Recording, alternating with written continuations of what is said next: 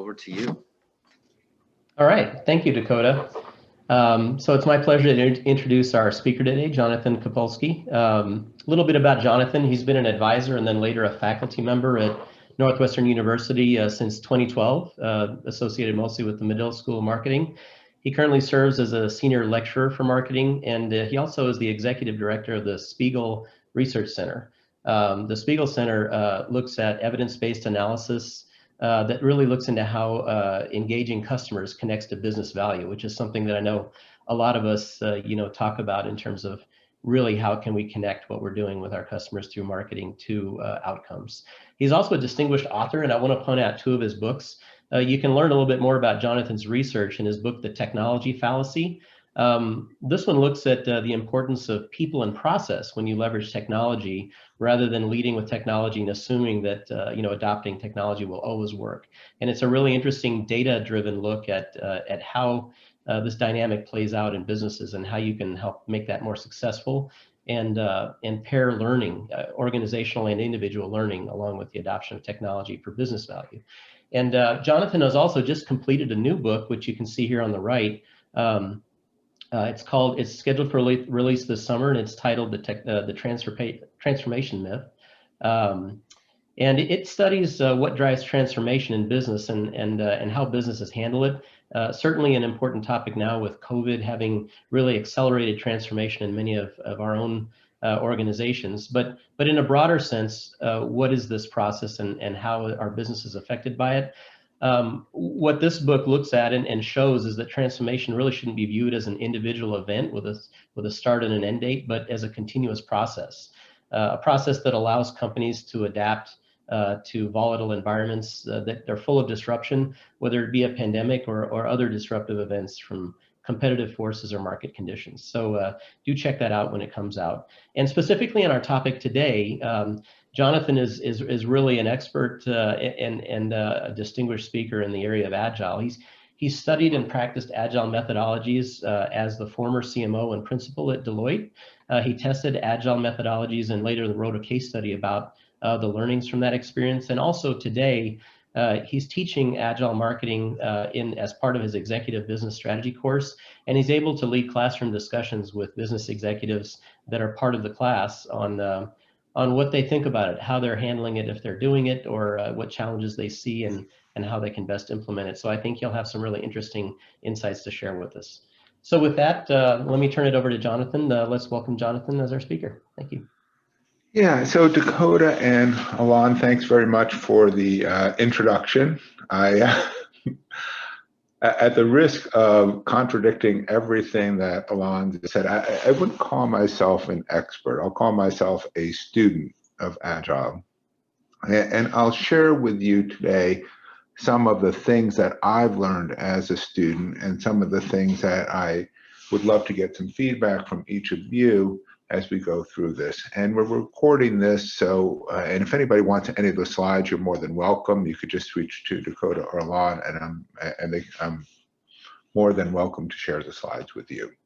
I'm speaking to you from my kitchen, but in the background is actually the Northwestern campus. And for those of you who know the campus, this is our archway at the southwest portion of the campus. And this is a snow-covered version of it, but in the fall, in a normal year, every entering freshman would actually go under the arch as part of their orientation. Welcome to Northwestern. So you can think of that as we go through today's presentation. So yeah, I want to start with two quotes from two well-known Black women. The first one is Viola Davis, and she said, "Your ability to adapt to failure and navigate your way out of it absolutely makes you who you are." And I think that is very consistent with the concept of Agile. You know, as part of Agile, we need to learn to accept that some things don't quite work out the way that they should. And whether we're successful or unsuccessful, both of those present learning opportunities. The other quote is from another well-known celebrity, Oprah Winfrey, one of Chicago's own, and she said, "You know, I believe luck is preparation meeting opportunity. If you hadn't been prepared when the opportunity came along, you wouldn't have been lucky." And I think the essence of that quote uh, from Oprah is that, sometimes we learn some things, sometimes we get lucky. And an old colleague of mine used to say, it's better to be lucky than good. And I don't think that's quite right. I think it's good to be lucky and it's good to be good. But when they come together, sometimes those create serendipitous opportunities for us to learn some things that we might not otherwise have learned. And, a core of what I believe about Agile is it's all about learning. And Alan referred to that in describing my book. It's all about how do we become better learners, how do organizations become better learners, and how do we become better learners individually. So what I'm going to talk about today is my view of the core concepts of Agile. Then I'm going to talk about what I've learned from my own experience as a CMO, as a consultant, and as a faculty member at Northwestern, but also what I've learned from talking with my students, particularly in our executive education program, as we've talked about Agile and some of the challenges that they've had, and from the numerous interviews that I've done with people who are experts here. And then some suggestions as you move forward, as you work through with Agile marketing. And I think the moment one of us, myself included, declares him or herself an expert, I think that's probably in contradiction with this basic concept of Agile, which is that we are all need to always be learners as we become better and better at becoming Agile marketers. So just a quick definition. Agile, we've all kind of grew up with this word, and I just took this out of the dictionary on the internet. Ruth was as agile as a monkey. But I think this notion of agile, nimbleness, lithe, spry, supple, limber, sprightly, acrobatic, dexterous, but the ability to act and think quickly. And I think we generally would think about agile as a complimentary term. If you say you're very agile, that's probably a positive thing to say to somebody. Now, over the last 15 years, agile has also now become sort of a term that we use in the same way that we've used other terms like business process reengineering or total quality management or all these other three-letter acronyms. And this notion of about a particular way to think about project management coming first out of the software industry and now becoming more and more a way that we describe how we operate within our enterprises, including marketing. So this notion of going from waterfall to agile. And I think last week or 2 weeks ago when Alon, and I think it was Annie, did their presentation, they shared with you sort of the values from the Agile Marketing Manifesto, which was an actual conference, and it followed the same principles as the Agile conference, which around software development. And there were 7 principles that they had. Principle 1, validating learning over opinions and conventions. This notion of that it's about learning, not just what we think and so forth. And particularly for those of us who are in the older age cohort, and I'm 65, it's very easy to say, well, I remember when, or we tried that and it didn't work. So this notion that we've always got to be open to new learning because some of the things that have worked before are no longer relevant. The second principle is this notion about customer-focused collaboration. The customers could be internal or external customers, but that it's really very much around having the customer part of the thinking, the design, and the execution. The third principle is this notion of adaptation, that as we learn, we change what we do and we iterate, as opposed to we plan something out that's going to go over a 12-month period of time, we execute all the parts, and boom, we get an answer. But this notion that we are always iterating and adapting, which means that we operate in smaller timeframes. The fourth part is this notion of we're discovering what customers want. And years ago, I learned a valuable lesson. I was consulting on a project for a company that was making printers. And we went out and we interviewed customers. And what I learned at the time was it's very hard to discover what customers want because most of them are not able to articulate what they actually want. They can talk about things like the jobs that they're trying to do and the objectives that they're trying to achieve. But it's very hard sometimes for them to describe exactly what we want. And the whole reason why Agile came out at the software industry is that people would go away, build a big system, come back 6 months later and say, boom, here it is. and all of a sudden the customer's faces or the client's faces would drop and say, that's not quite what we wanted. And of course, the software developers would say, well, why didn't you tell us what you want? And the answer was because they didn't know. So we discover what people want by exposing them to various artifacts. And over time, then we were able to build that discovery on that iterative and adaptive basis. The fifth principle was about flexibility and the idea that instead of having this rigid, unchangeable calendar, people saying, we can't do that because it's not on the project plan, we need to be flexible, which means the ability to respond to change versus blindlessly and mindlessly following a plan. And then last but not least, this notion of many, many small experiments over a few large bets. And for those of you, who think about this, one image I want to leave you with before we leave this page is, if I go out and I buy stocks, I know some will perform well, some may not perform as well, some may perform really badly, but it's the portfolio which I'm really interested in. I want my portfolio to do well. And so I think part of Agile is taking this kind of portfolio view of not everything we do is always going to work out. And if we only do the things that work out, we may not be doing enough things. So if we don't have experiments that don't work out, we need to ask ourselves, are we experimenting with enough stuff? So those are the basic principles.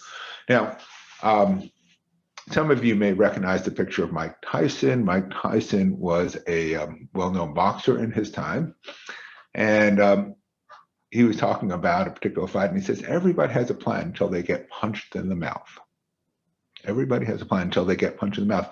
And I would suggest to you that, our world, and we were talking about this before the webinar started, this world of COVID-19. And in some ways, COVID-19 has forced all of us to become much more agile than we ever were before, because all of a sudden we found ourselves a year ago, March, where we shut down schools and we shut down offices and we shut down lots of activities.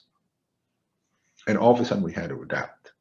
And what I've learned, and our second book, the book Transformation Myth, we've interviewed hundreds of executives, and we've interviewed them trying to understand how has COVID-19 and this little acute disruption of COVID-19 changed the way that they think about digital transformation. And as I said, it's been a forcing thing. So it's a tragic, terrible thing that has occurred to us in terms of the pandemic and the lives that are lost and the people who become infected and the people who are ill and people who never recover their health. But it's also, for a lot of businesses, taught them how to do things in ways that they might not otherwise have learned because it was a forcing mechanism. So one of the things that one of our interviewees, when we did this book, said, it's been like a time machine. It's really accelerated our digital transformation efforts. We've developed new business models. We have new ways of going to market. We've accelerated our use of new technologies. We've engaged customers in a different way. We're much more focused on predicting what they want, and we're much more focused on things like voice first and contactless. We've also figured out new ways to engage employees, like working from home and other stakeholders. So it's been transformational for a lot of organizations in ways that none of us might otherwise have thought before, because it's forced us to do things. We haven't had a choice. And part of Agile is, thinking about the things that some companies did so quickly, whether it's changing their business models, whether it was going from, dining in the restaurant to takeout. And it's in, for those of you in Chicago area, one of the companies that we interviewed was Portillo's.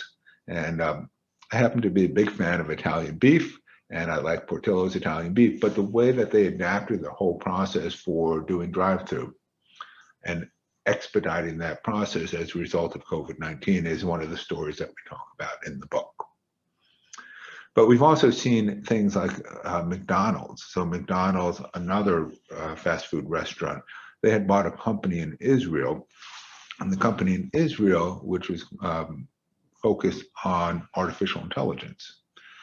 And they bought this with the idea that by buying this company, what they would be able to do was to take cars coming through the drive-through, read the license plates of the cars or vehicles coming through the drive-through, associate prior orders that had come from the vehicle with that license plate, and then automatically feed their digital menu boards.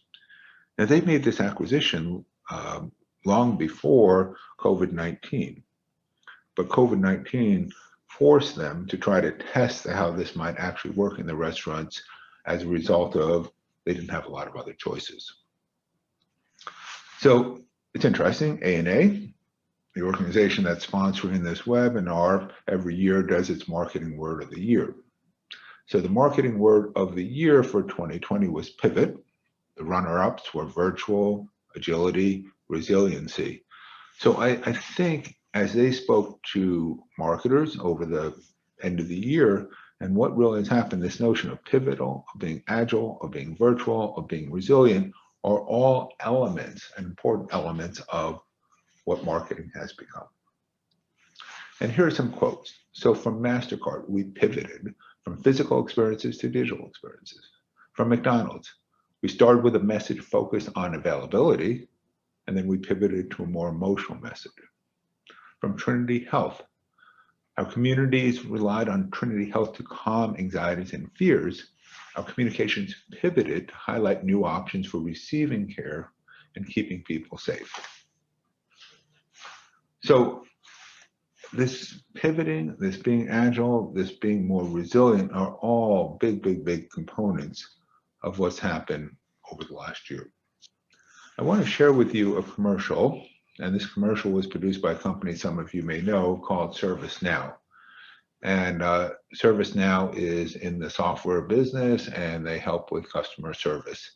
And I thought it was a good example of how we've all been pivoting.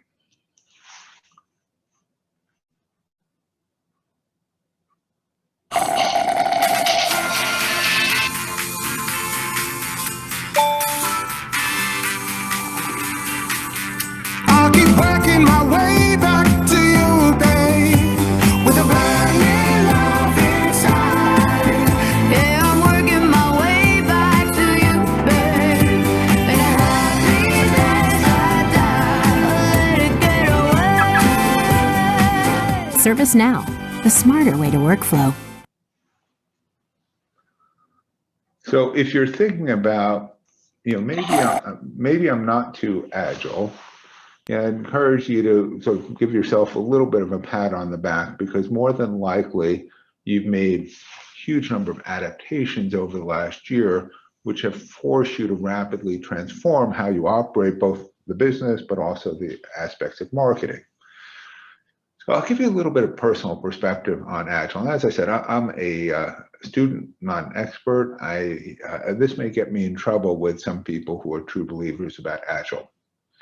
But to me, Agile is a great way to approach tasks or projects where there is significant uncertainty. So on the left-hand side of this is a frozen lake or bay or so forth. So I live right on Lakeshore Drive in Chicago, and I can look at it and I can see Lake Michigan. And it looks a little bit like what I would imagine Siberia looks like the last couple of days. And, every year this happens, there are always people who decide that they want to go out in the ice because it looks like it's frozen. Every year somebody winds up falling through the ice because it's not as frozen as people think it might be. So if we think about that experience of going out on the ice and how do we test whether or not it's sufficiently thick so it will support us as we move on, step forward. It's a little bit about Agile. As we move forward, we gain a level of confidence to continue to move forward. Now, the contrast with that is on the right is an assembly line. An assembly line is where we've got a well-defined routine that allows us to operate in a very efficient way. So sometimes Agile is not the most efficient way to accomplish a task where we really understand it and where there's no uncertainty. But it's not necessarily very good for dealing where there's a lot of uncertainty, because an assembly line doesn't give us a lot of things to do. Now, Henry Ford, some people think of him as the inventor of the automobile, but in fact what he invented was the movable assembly line. And the idea for the movable assembly line came to him based upon watching a meat plant operate where the carcass of the animal went down along a chain. And he said, maybe we can apply that to cars. And in doing that, he reduced the assembly time for a car from over a day to literally hours. And so, one of the questions, and I heard this in the session that Alon did, is, well, is everything sprints, or do we also do marathons? And I would argue that maybe Agile may not be the right solution for every problem, because if we know exactly how things are and are very predictable, we can sometimes be more efficient with this. But we get into trouble when we assume that there's greater certainty than what actually exists. So you've got to, as an organization, understand what are the things which can be routinized, what are the things which require learning and experimentation. So I'm going to give you a very simplified view of what I think Agile marketing is. Number one is it's about testing. We don't know, we're going to test something. And those of you who've been marketers for a long time, when I come out of direct marketing, I started my marketing career with Time Life, the magazine publisher, and we would test all the time. And this is back 40 years ago. So first test, and then from the test we learn. And as a result of the learn, we change what we test. And then we're able to take what we tested and what we've learned and then scale it. So test, learn, and scale, and then eventually we go back and we test some more.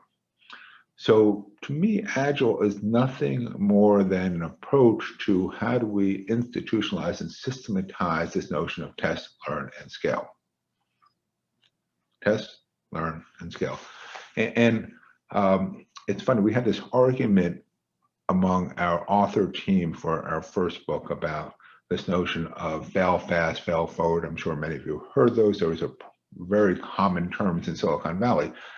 And I said, look, large organizations may say that they value failure, but particularly for old line industrial organizations, failures, you can't produce a airline, a new airplane by testing and learning. You can test and learn some of the components and parts of it, but ultimately at the end of the day, you can't just fail, launch a plane that's failed, at least not deliberately.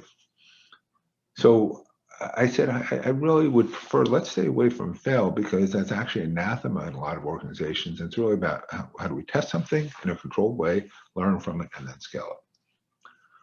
So just to continue along this theme, so what's a test? A test to me is a learning pilot. Every test needs to have a clearly stated learning objective. What are we going to learn about a customer? What are we going to learn about the viability of a marketing tactic or a particular offer or using a new marketing technology? That if we achieve our learning objective, then we can learn something that we can apply more broadly. And the key to Agile is that we need to create tests that are constrained. They're constrained in terms of cost and time and resource requirements.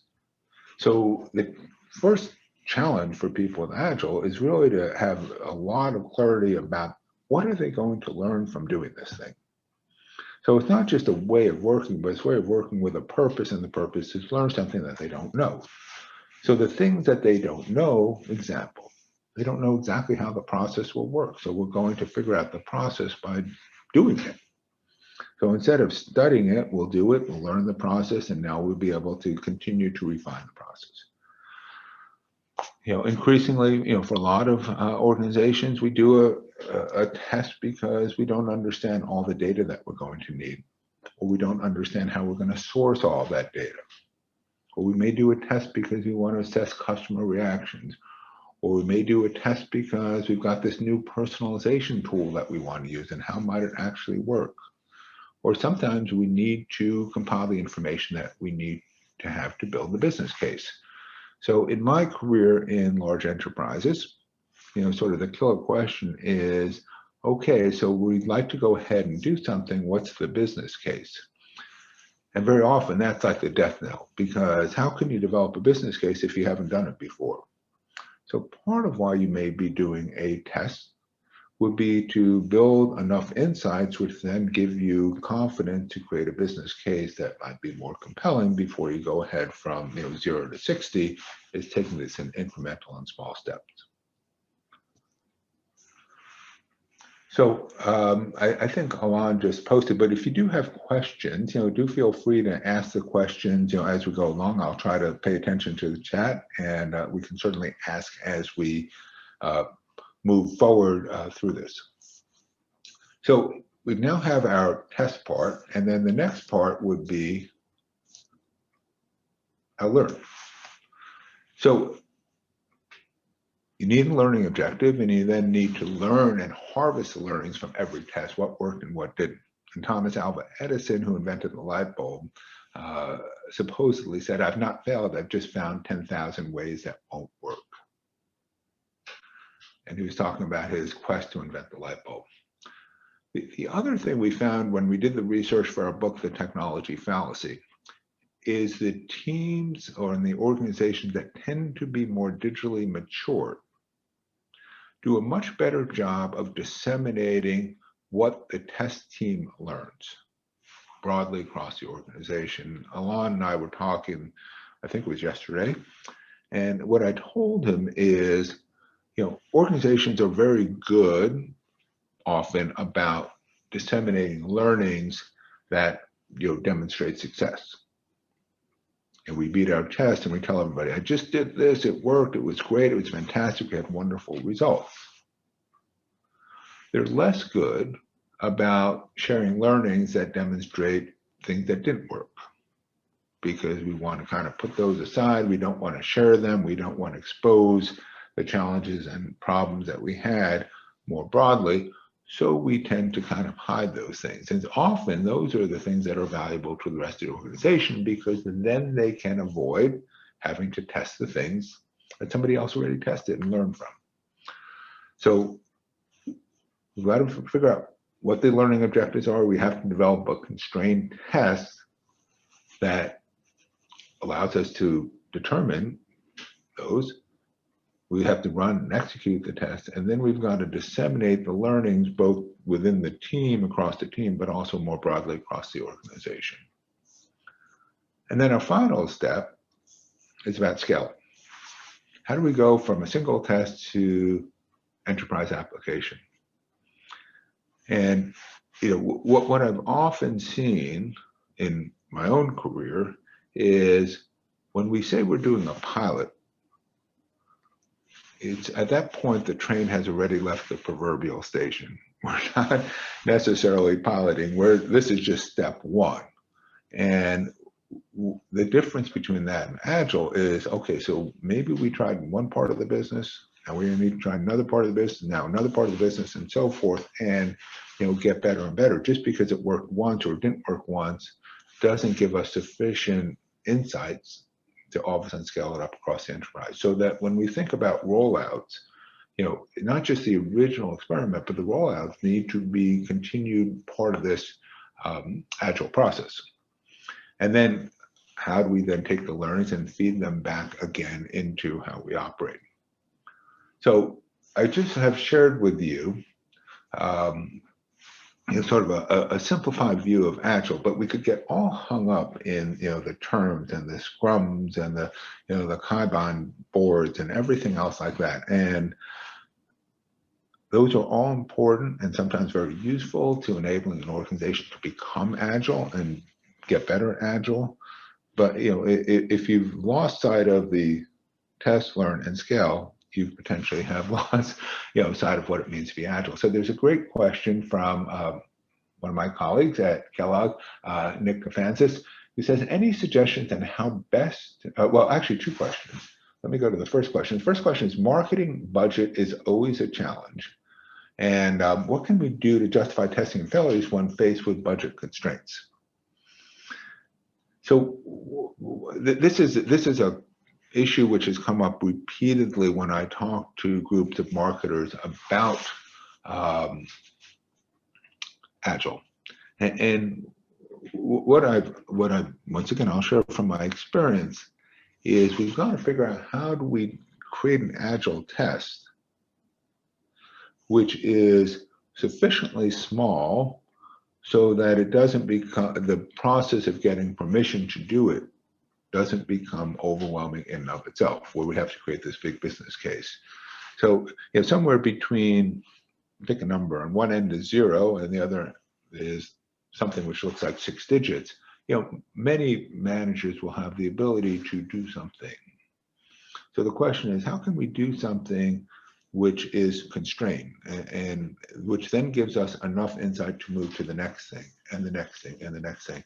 And so I would argue that if done sufficiently constrained, we may be able to do some tests where the justification for doing the test is to avoid having to make a commitment for a much larger amount, which may fail, than a bigger one. So I think the art, if you will, of Agile is figuring out what that test looks like, what the learning objective is, and how do we do it in a very constrained way. The other question that Nick just asked was, how do we share learnings in large organizations to avoid redoing? It's a great question. Right? And there are two parts of it. I mean, one which is, the mechanics of it, right? How do we make sure that, business unit A learns what business unit B does? And one of the things that we saw in our research for our first book is that organizations that tend to be relatively mature from a digital standpoint tend to be very good at moving people around and creating teams of people across business units and so forth. So the transmission for some of those insights tend to be people as opposed to webinars, et cetera, et cetera. And those people, as they go from one place to another, take what they've learned in one place and bring it to the other place. So that's one way that it gets done. The second is, which is more important, is have a culture where it's okay. If you work in an organization and you have these webinars sharing success and you never hear about a failure, you quickly get the message. You don't want to be the first person who gets up there and tells about a Agile pilot that didn't work. So the tone for that starts at the top, and then encouragement. And I'll tell you, I was, as part of our research for the second book, I had a opportunity we interviewed a number of executives at Marriott, and I had an opportunity to watch a video that Arne Sorensen, who's the CEO of Marriott, did back in March. And if you get a chance, you can just look on YouTube for it. It's Arne Sorensen. It would have been his video to employees in March of 2020. And it was right after a lot of businesses were shutting down. And what struck me about it was, you'll see when you look at the video, that he's bald. And the reason he's bald was he's going through cancer treatment. And he makes a little joke about this beginning, but then he talks with this sense of empathy and humility about what Marriott's trying to do. And I just thought this is, his openness and his sense of willingness to share his own sense of failure, his own weaknesses, his own empathy. So to me, a big part of the answer to Nick's question about how do we encourage people to share, from a mechanic standpoint, it's moving people around, but it's really having, from the leadership level, this notion that failure is in fact acceptable, as opposed to giving lip service to us. And what we saw in our research is a lot of leaders say, yeah, failure is good, but then behave in ways that are inconsistent with that messaging. And of course, the people in the organization quickly discover that. So let me talk about 3 what I'll call test cases for an Agile approach, from a B2B standpoint.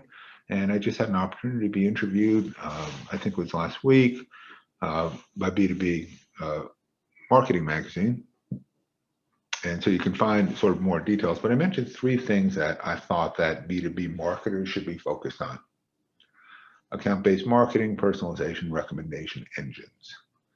So I think many of you are probably, along with Agile, ABM is kind of up at the top of the list of issues that are of concern to B2B companies.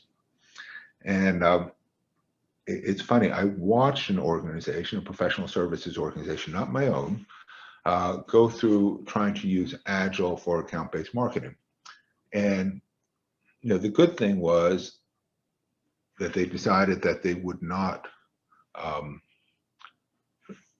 just announce ABM and press the button and expect everybody was going to go to ABM. They actually did try to do some pilots, and the pilots were great. They learned some practices and so forth that really worked and so forth.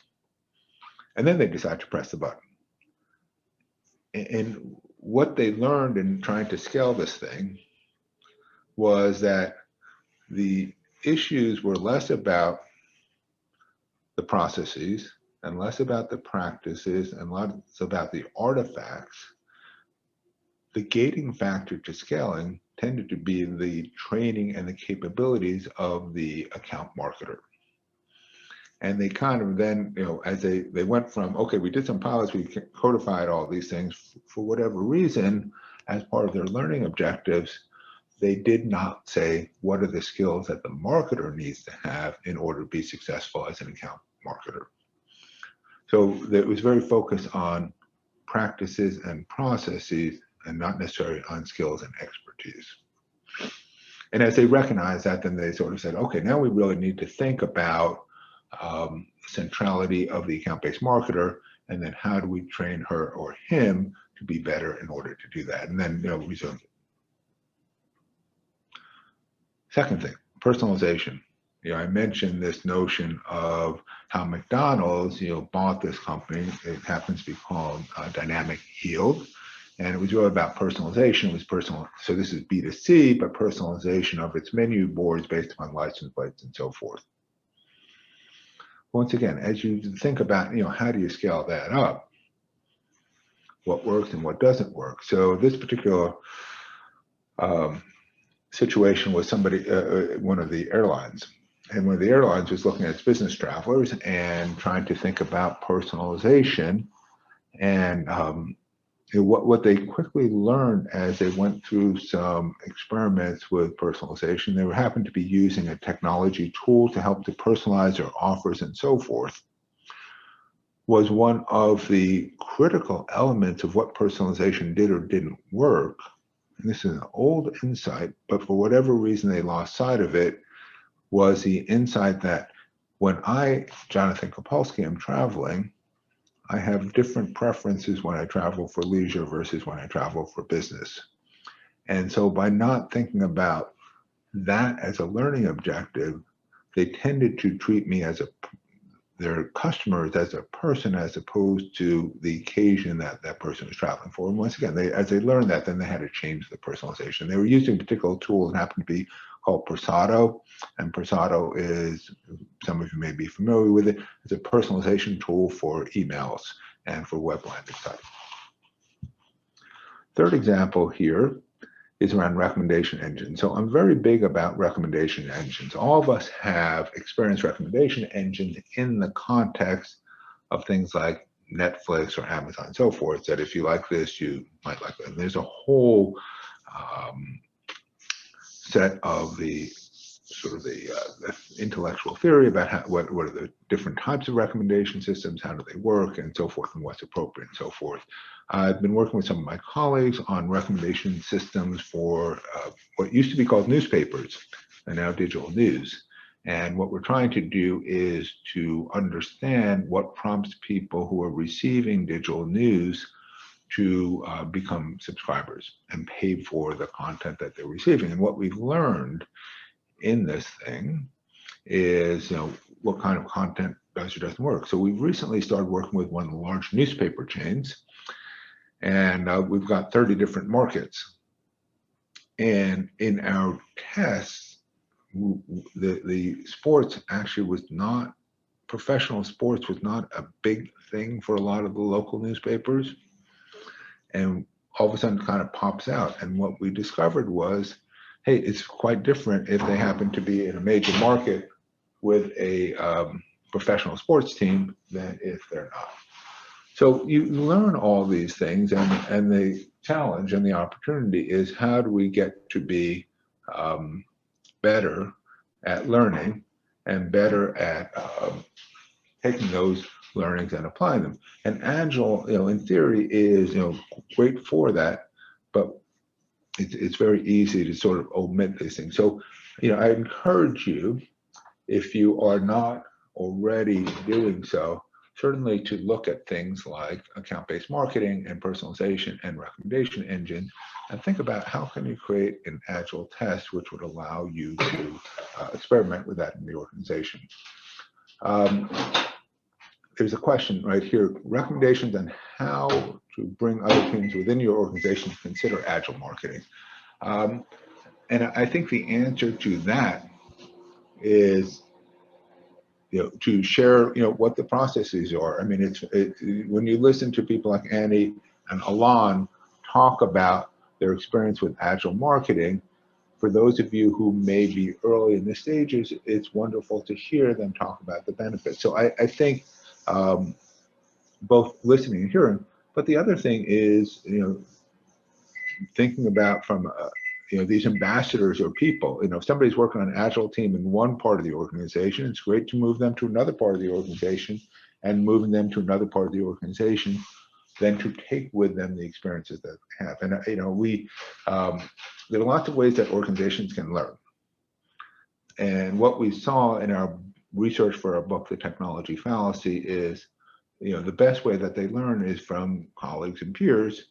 And the best way to facilitate that is through some kind of, cross-functional teaming, and through some kind of rotational programs, and some kind of peer-to-peer sharing. So all of those we think are pretty important in terms of the sort of sharing kind of the insights about Agile. And so there's it's probably the wrong metaphor to use right now, but there's a certain viral component of Agile, which I think works best, as opposed to the purely a declaration from on high that we're going to become Agile.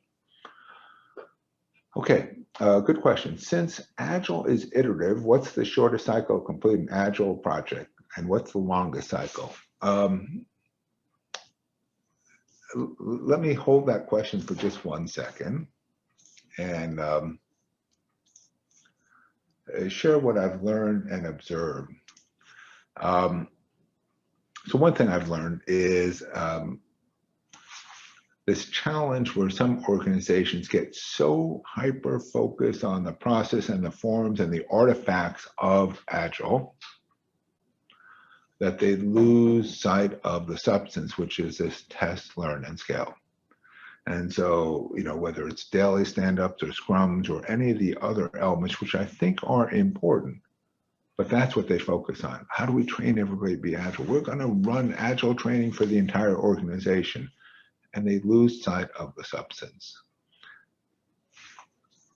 The second is, in losing sight of it, they also say, we're going to everybody's going Agile. And this goes to this question about speed and time and so forth. I think in some ways, the answer to the question about how short can it be, it needs to be long enough so that you can learn something that you can then test somewhere else. In terms of length, I think organizations experience fatigue with things that run too long. So the whole reason to do sprints is to keep the organization engaged. My experience is less than 6 weeks often doesn't give you enough time, particularly if the teams themselves are new to actually learn something. So if you've got a team that's been operating Agile for a while, they work more quickly than somebody who's new to it. So the process of sort of all the norming, storming, forming that goes along with teams has to be a factor in the length of your Agile experiment. If it goes for much longer than 2 months or 8 weeks, it tends to create fatigue. Third thing is that this lack of empowered teams. We've all been in these rooms where we have these meetings, and either the meetings have 30 people in them because nobody on the team can make a decision, or alternatively, people say, "Good idea. I need to go back to my boss to get an okay on that." And the moment we start hearing that, we know that we don't really have empowered teams. And Jeff Bezos recently, announced that he was leaving Amazon, but he became, known for sort of the 2 pizza teams, and this notion that we have to have teams that are small enough that we don't need more than 2 pizzas to feed them, but they also need to be empowered to make the decisions. And empowerment is one of those terms, like everybody loves it, but the reality is that a lot of organizations don't empower people. It's been interesting coming to a university. I've been at Northwestern, either as an adjunct or a faculty member for the last 6 years. And particularly over the last 2 years, as we've had some budget challenges, my ability to make a commitment on any kind of expenditure, even though I run a center which has a budget, is about $100. So it's a little bit smaller than my budget, approval authority when I was at Deloitte, and a business of almost 500,000 people. So this empowerment is sabotage, and related to that is disengaged sponsors unwilling to force decisions. So a key part of Agile is, and we do this in our daily stand-ups, is our ability to identify roadblocks and then, have the ability then to remove these roadblocks. And the people who remove the roadblocks are our sponsors. And if we don't have sponsors who are capable of making those decisions and forcing, the removal of roadblocks, then we just get stymied, and it's impossible to do anything in 6 years, much less in 6 weeks. And I worked with a large technology company, and this really surprised me. And this was a company which was very recognizable, so I'm going to not use a name to protect the guilty. But what I learned in working with them was, despite their appearance of egalitarian approaches, it was very hierarchical. And so any decision, and we were working on a multifunctional team, ironically, about their collaborative software business and their collaborative tools, tended to take forever to make a decision. And it was frustrating for us as consultants because we were operating on a fixed budget, but it was also frustrating for the people who were on the teams as well. So it's funny, the question, was it ethical for McDonald's to take pics of license plates without permission of driver's knowledge? I don't know. It's a good question. We could probably have a whole session on privacy and privacy considerations and so forth. But the question is reflective of one of the issues in any kind of personalization. What is the what extent do we need permission in order to do these things? And particularly, you can easily get the associations of driver's license and individuals through third-party tools like Axiom and so forth. But the ethics of it, I'll leave to a different discussion for a different day. Okay. What else have I learned and observed? And I think Annie talked about this as well as Alon in the session 2 weeks ago. This is about cultural mindset.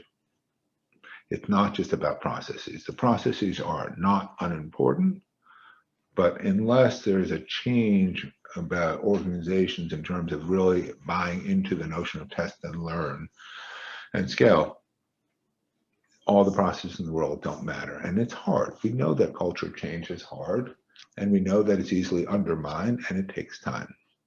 So, this notion of somehow we're going to go and implement Agile in a non-Agile way is, in and of itself, not a particularly good approach. So, a couple of pieces of advice and counsel. You've learned a lot over the last 12 months. Think about that and what you've been able to accomplish because you were forced to by COVID-19 as you think about pivoting and agility and resiliency.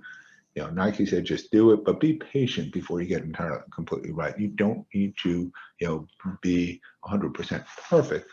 Learn from other marketers. That's why we're here, but also other marketers in the organization. I'd say avoid Agile envy. Just because Alon and Annie told you these stories about all the great things they're doing, and they say, well, we'll never be like that. Not true. We're all students. Gain leadership support and buy-in, and start small. Learn from each iteration. Don't give up. I would recommend a book which I've written a couple of years ago. Some of you may know Scott Brinker. He has a website, chiefmartech.com, great guy, called Hacking Marketing. And I think it's a good quick read. I'd highly recommend it. And then, of course, would love for you to buy our book, The Technology Fallacy, that was published in April 2019, and The Transformation Myth, which really talks about how COVID-19 has changed people's approach to digital transformation, is coming out September 28th of 2021. So happy to, I know we have a couple of minutes, but not too long before our time is up, but happy to take any questions. Thank you very much for your time today. And with that, I'll turn it back to Alon. All right, thank you, Jonathan. And you know, I'm reflecting on the fact that it was much more organic to handle some of the questions throughout the session. So I'm glad you were able to read those while presenting your slides.